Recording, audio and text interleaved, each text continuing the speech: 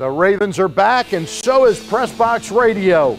On the air every Sunday from 10 a.m. to 11 a.m., Jerry Coleman and I will have a fast-paced preview of that week's football action.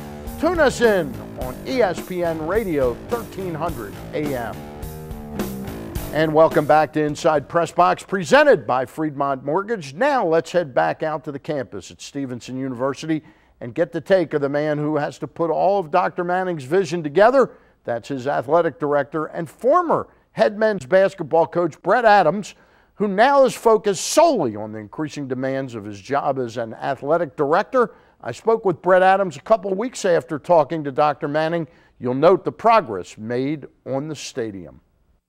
As promised, with athletic director of Stevenson University, Brett Adams. And Brett, your job description is changing big time. Yeah, well, it's been evolving over the last 17 years, and we're getting really big. And of course, I stepped down from basketball in the spring just because of everything that's going on. There's a lot of excitement on campus. Obviously, behind us was stadium and women's ice hockey on the future.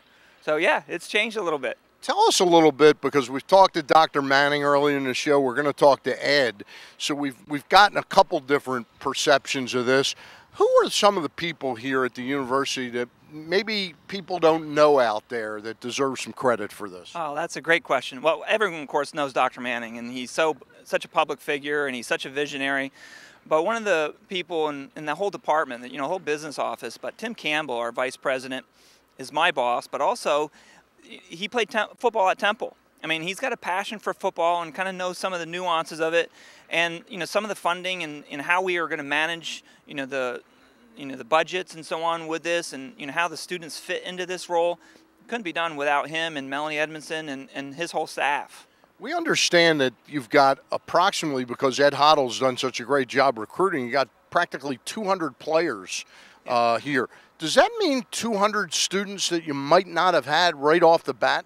Well, I would certainly say yes. And that was part of the whole vision is, are we going to provide an atmosphere for students who want the Stevenson education and continue to play football? We really think it's co-curricular. We're going to teach all those values, and of course we do a great job with job placement. And we think our football players and our lacrosse players and our basketball players and field hockey players, learn a lot of those great values. And so it's part of our educational mission, which is part of placement and so on. So no question, those 200 were not going to be here unless we had football. Now, what you probably find is, in addition to those 200 who might not be here, all the ancillary folks that are going to come here because the campus life is more vibrant. Well, the marching band is a direct reflection of that. If we don't have a marching band, a lot of those talented musicians who want that experience, and then people who love the game, want to be a part of an atmosphere on campus on Saturdays where it's fall and it's crisp out and there's homecoming games, and they want to come in and fill the stands and enjoy that atmosphere. That's a reality in this day and age. What are you finding in the community? I asked this of Coach Hoddle, but I do want to hear your take on it.